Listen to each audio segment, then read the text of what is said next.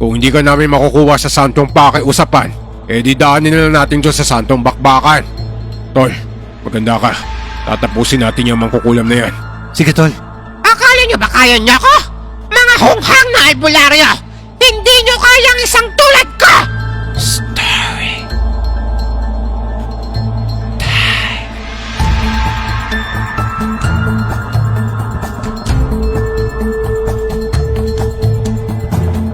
Ako si Dooms, at yan ang tawag nila sa akin. Nakatira ako nito sa isang bayan sa Antique. Pangingisda at pagtatanim ng mga gulay ang pangunahing kabuhayan namin dito. Kaunti lang ang kita pero masasabi kong sapat na to sa katulad naming simple lang ang hangad sa buhay. Lumaki ako sa pangangalaga ng aking lola Bining na isang manggagamot na kung sa malalim na salita ay isang babaylan. At isa rin siyang kumadrona sa lugar namin. At sa tuwing may mga lakad siya, palagi akong sumasama sa kanya. Kaya isang araw, may ginamot to at kasama niya ako nito. Ayon sa kanya, may isang buntis daw na magpapahilot sa kanya dahil ang sanggol daw sa tiyan ng babae ay mahina ang kapit. Normal naman ang lahat nito hanggang sa pag-uwi namin. Habang naglalakad kami ni Lola Bining, isang matangkad na anino na galing sa isang nilalang ang nakita ko sa daan. Pasalubong ang anino sa amin. Kaya dito ko na sinabihan si Lola. Lola, may anino tabi! Ano? Saan? Wala naman akong nakikita Pero nang makalapit na mismo sa amin ang anino, bigla tong naglaho. Pero hindi man lang to napansin ni Lola Bining. Sabi ko sa kanya, kitang-kita ko to at kung paano to naglaho. Dito na ako hinawakan ni Lola Bining sa kamay at agad na hinila. Bakit po, Lola? Huwag ka nang maraming tanong, Apo. Basta bilisan mong maglakad. Pagkarating namin sa bahay, dito na muli ako inusisa ni Lola. Sigurado ba raw ako sa mga nakita ko? Ang sagot ko, siguradong sigurado. Habang nakatingin ako kay Lola, halata ako sa mukha niya ang kaba. Alam niya nito na hindi ako gumagawa ng kwento lang. Bata pa lang kasi ako, marami na ako nakikitang kakaibang nilalang sa paligid. Katulad ng mga duwende, kapre, santelmo, engkanto, at maging mga naliligaw na kaluluwa. Sabi ni Lola Bining sa akin, natural lang daw to sa mga kagaya ko na bukas ang ikatlong mata o mas kilalang third eye.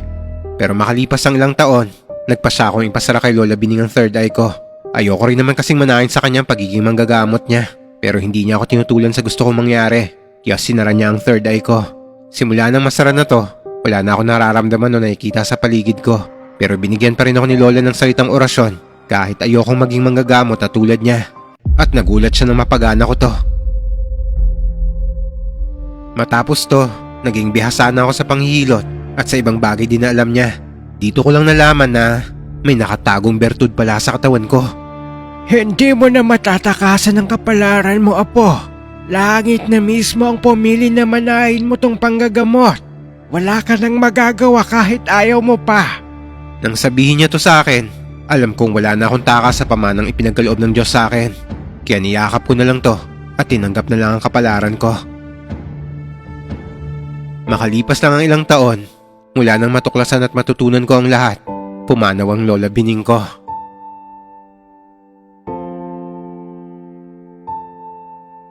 Malungkot pero kailangan kong tanggapin. Pero nangako ko sa kanya na balang araw ay ipagpapatuloy ko kung ano man yung nasimulan niya.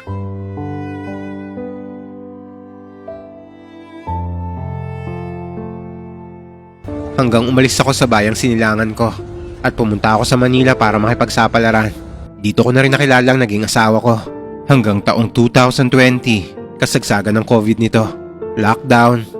Pero sa awa ng Diyos nakauwi pa rin kami sa Antique.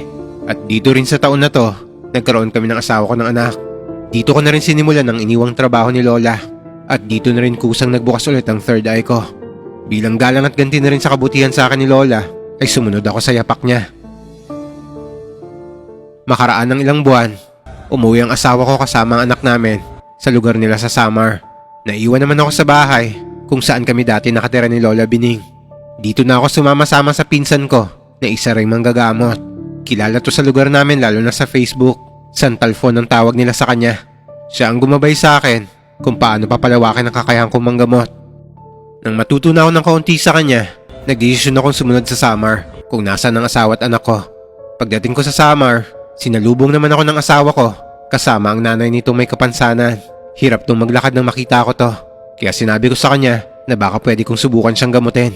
Matapos kong gawin ang mga natutunan ko at ilang aral na orasyon, Nagawa kong gamutin ang nanay ng asawa ko. Umayos ang paglalakad niya nito. Kaya dahil dito, tumaas ang kumpiyansa ko sa sarili na manggamot pa.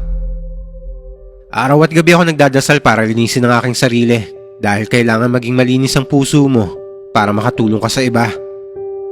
Kalaunan, kinailangan kong bumalik sa Manila para magtrabaho dahil kailangan ko na ng pantusto sa pamilya ko. Inabot din ako ng 1.5 taon bago ako makabalik ulit sa Antique. Pagbalik ko rito, dito na ako nakatanggap ng ritual mula sa aking guro na si Brother Fushige.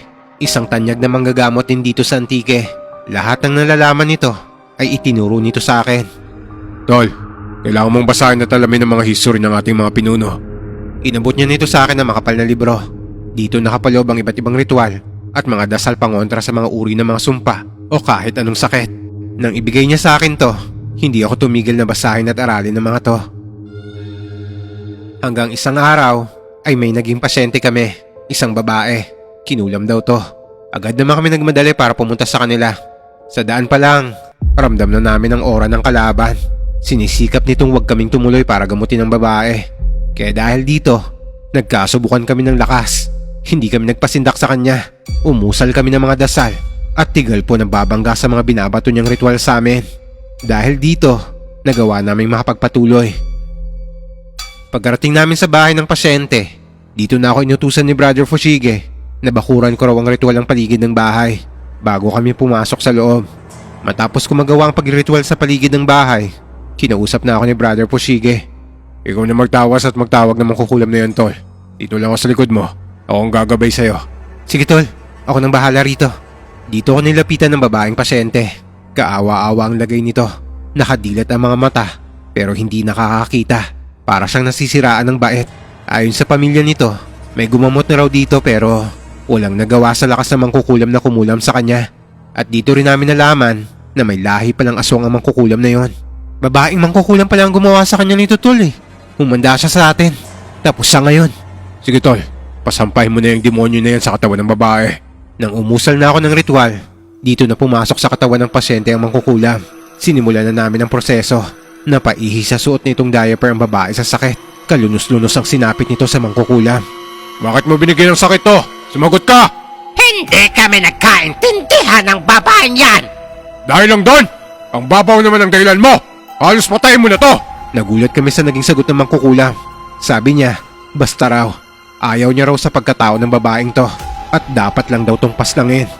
Dahil sa ayaw nitong tanggalin ang sumpa na binigay niya sa babae, ay kumilos na kami bago pa niya gawin ang sinasabi niya. Kung hindi ka namin makukuha sa santong pakiusapan, di daanin na lang natin dyan sa santong bakbakan. Tol, maganda ka. Tatapusin natin yung mangkukulam na yan. Sige tol. Akala nyo ba kaya nyo ako? Mga hunghang na albularyo! Hindi nyo kayang isang tulad ko! Dito na kami nagsagawa ng ritual at dasal. Inunahan na namin siya sa gagawin niyang pagpaslang sa babae. Nagbatuhan kami ng mga orasyon. Hindi naging madali ang naging laban namin sa mangkukulam na to. Pero hindi kami nagpadaig sa kasamaan niya. At nanatili sa isip namin na laging magtatagumpay ang kabutihan. Hanggang sa nagawa naming mapaslang ang mangkukulam na to. Kung binawi mo na sana kaagad, hindi sana nabuhay ka pa ng matagal. Buti nga sa kanya. Nahimatay naman ang pasyenteng babae namin nito dahil nawala na ang sanib ng babaeng mangkukulam sa kanya. Pagkakita namin sa kanya, awang-awa kami dahil hinang-hina siya nito. Kaya matapos ang ginawa namin pakikipaglaban sa mangkukulam, ay hinayaan na muna namin siya magpahinga. Kinabukasan, bumalik kami para kumustahin ang pasyente hanggang nakita naming bumubuti na ang pakiramdam at lagay nito. Nagpasalamat siya sa amin nito dahil sa tulong na ginawa namin sa kanya. Makalipas na ang ilang araw, tuluyan na siyang gumaling at bumalik sa dati ang pangangatawan niya.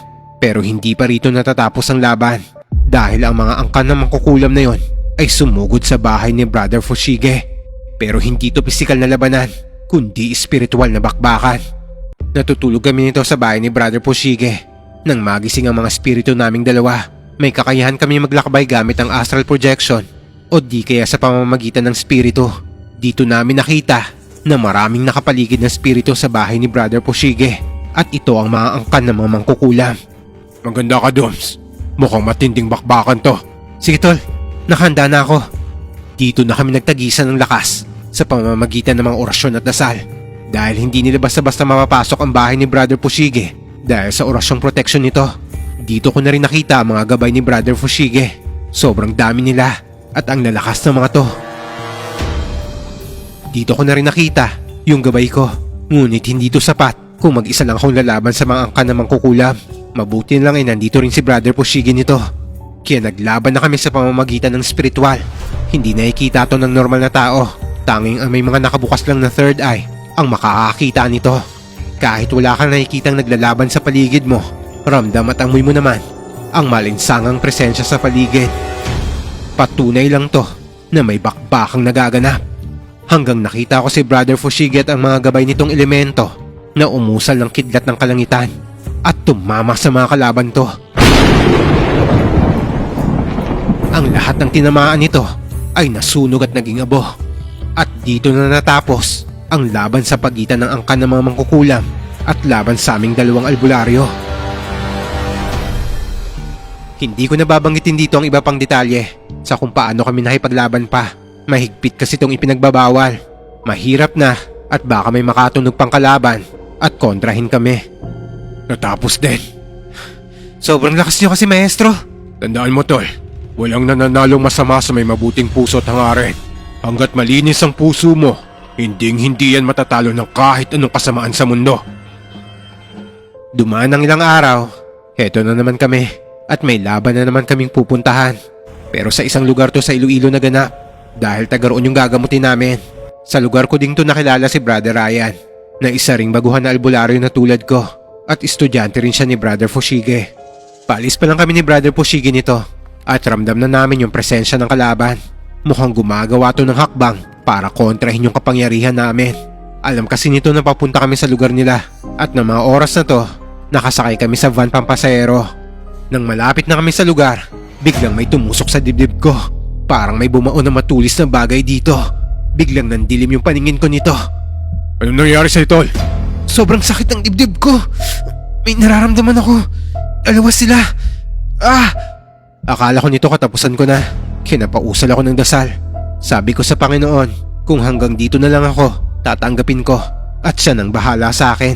Hanggang sa kinalabit ako ni Brother Fushige at isang kapirasong papel ang binigay niya sa akin na tubig nito na agad ko namang ininom. Ilang segundo lang ay nakahinga na kagad ako ng maluwag. Salamat sa Panginoon. Dito lang namin nalaman na ang ibang kasamahan namin sa van na nakasakay ay may mga lahi palang aswang. Kaya pala kanina pa sila hindi mapakali sa kinauupuan nila. Pero hinayaan na lang namin sila dahil hindi naman sila ang pakay namin sa lugar na to. Hanggang nakarating kami sa bahay ni Brother Ryan, sinalubong kami ng oras sa paligid nito na kulay itim. Dahil nakabukas ang third eye ko nito, nagawa kong makita to. Kailangan natin mag-usal ng orasyon para matanggal ang mga inilagay ng mga kalaban sa'yo, bro. Kaya nagpausok ako nito sa paligid ng bahay. Hanggang nagawa naming maitaboy ang itim na aura na to. Matapos to, inayos ko na rin yung mga kagamitan namin sa panggagamot. Kinabukasan, pumunta na kami sa pasyente namin. Sinalubong kami ng isang matandang babae. Tapos dinala niya kami kung nasaan yung asawa niya. Na nito'y nakahiga lang sa kwarto. Umusal pala kami ng ritual bago pumasok dito sa bahay ng mag-asawa. Pamamaraan namin to para maprotektahan ng mga tao sa loob ng bahay. Mag-ingat kayo. Malakas ang isang to. Agad kaming tumango ni Brother Ryan bilang tugon namin sa kanya. Tama si Maestro. Malakas ang isang to. Hindi na kami nakikumbante sa kalaban o yung pagpapasanib pa sa katawan ng pasyente. Diretso na namin kinalas to hanggang may napansin si Brother Fushige na isang insektong lumilipad. Hindi to basta-basta insektong makikita lang sa paligid dahil merong tagabulag ang insektong to. Tanging ang mga tulad lang ni Brother Fushige na bukas ang diwa ang nakakakita nito. Kaya agad na hinanap ni Brother Fushige nagkokontrol dito. Mga tol, magmasid kayo sa paligid. Lalasan nyo ang pakaramdam nyo. Ayon sa kanya, nakapasok na raw yung insekto sa bahay. Pero wala naman kami nakikita ni Brother Ryan nito. Pero sabi ni Maestro, meron daw. Hanggang nagulat kami nang hinampas niya to at agad niyang tinamaan to. Dito na lang namin nakita ang insekto. Eto, tignan nyo. Hanggang sa sumilip kami sa labas ng bahay. Doms, nakita mo ba yung nakatayong itim sa ilalim ng puno? Hindi bro eh. Ikaw Brother Ryan, nakita mo ba? Sumagot si Brother Ryan nito na hindi niya rin daw nakikita. Kaya nag-usal na lang ng orasyon si Maestro at inihip niya to. Dito na lang namin nakita na naggalawan ng mga puno at halaman sa paligid. Ayon kay Brother Fushige nito, tumakbo na raw ang nilalang at bumalik na sa pinanggalingan nito. Magsindi kayo ng insenso at umusal ng orasyon para sa proteksyon natin. Agad ako nagpausok at umusal ng ritual ng 7 cross, San Benito at bukod ng Ama para sa proteksyon sa paligid namin. Sabi ko kay Brother Ryan na siya na ang magtawa sa pasyente namin. Agad naman niyang sinunod to. Dito na namin nalaman na mambabarang pala ang may gawa ng sakit ng pasyente namin. Nalaman din namin na agawan sa lupa ang dahilan kaya ito pinabarang. Hindi na kami nagpaligoy-ligoy nito. Mabilis namin kinalas ang sakit na inilagay sa kanya at pinatay na rin ang mambabarang na may gawa nito. Pagkatapos nito ay umayos na ang pakaramdam ng pasyente namin. Hanggang isang araw ay nag-ikot-ikot kami sa lugar at napadpad kami sa tabi ng dagat para maghanap ng mga mutya. Pero isang matanda ang napansin namin nagpalipad hangin. Malayo to sa pwesto namin pero ramdam namin na isa tong mangkukulam. Kaya nang may makita kami mga mutya rito ay naging bato ang mga to. Sigurado kaming kagagawan to ng mangkukulam na wala din naman ang presensya ng matandang yon. Siguro ay sinubok lang nito yung lakas namin kung hanggang saan kami aabot. Pero siguro naramdaman niyang sobrang lakas namin at nagpasya na lang siyang umalis. Hanggang isang gabi, nasa bahay kami ni Brother Ryan nito. Dito kami dinayo ng mga aswang. Akala nila normal na tao lang kami at itinuring nila kaming masarap na putahe. Pinaikutan nila ang bahay. Nasa tansya ko ay hindi sila bababa ng 20. Nang nag-umpisa na kami umusal ng orasyon, dito na naganap ang bakbakan. Umusal ako ng sibat sa kalangitan at tinawag ang mga gabay ko. Hindi naman ako nabigo dahil dumating silang lahat. Mabuti na lang at nakabukas ang third eye ng anak ni Brother Ryan. Kaya nakikita niya mga paparating na mga kalaban. Sa tulong niya ay napadali ang pagpaslang namin sa mga aswang. Ulang humpay ko silang pinagsisibat hanggang ang pakikipagbakbakan namin sa aswang ay umabot ng 3 gabi. Mabuti na lang ay may dumating na 10 gabunan na siyang tumulong sa amin. Isang pamilya silang nagpabasbas sa gabay namin. Kaya naging puting gabunan na sila at lalo pang lumakas. Dahil sa tulong nila, kaya mas mabilis naming natalo ang angkan ng mga aswang. Kinabukasan matapos ang gabi ng bakbakan sa mga aswang, nakasalubong ko pa ang isang matanda na isa pala sa mga gabunan na tumulong sa amin kagabi. Nagmano ako sa kanya at nagpasalamat. Ngumiti ito sa amin at sinabing handa silang tumulong kung kailangan namin sila. Hindi na rin kami nagtagal ni Brother Pushige sa lugar ni Brother Ryan. Bumalik na rin kami sa Antique kinabukasan nito. Nung nasa biyahe kami, napansin namin yung isang insekto na paikot-ikot sa van. Natatawa na lang kaming dalawa ni Brother Fushige dahil parang tanga tong naghahanap sa amin. Pero hindi niya kami nakikita dahil gumamit kami ng tagabulag nito. Pagkarating namin sa bahay, agad na naligo kami ng tubig na may halong asin. Pagkatapos ay nagdasal kami. May nakalaban pa kami nitong mga aswang. 10 yung kay Maestro Fushige, samantalong 8 naman yung sa akin. Nagpalitan kami lahat ng lakas hanggang sa napasuko namin sila. Wala silang laban sa amin sapagkat ang sandata namin ay galing lahat sa langit. Hindi ko nababanggitin yung iba pang detalyeng nangyari sapagkat isang sagradong lihim to ng karunungan. Dito ko na rin muna tatapusin ang kwentong to. Sa ngayon ay nasa Manila na ako nagtatrabaho ulit. Patuloy na nang gagamot. Madalas na tumatambay ako sa Quiapo kasama ang iilang manggagamot din. Maraming salamat dahil binigyan niyo ako ng pagkakataon na ibahagi ang aking buhay manggagamot dito. Isa lang palagi ang natutunan ko sa paglalakbay naming dalawa ni Maestro Fushige.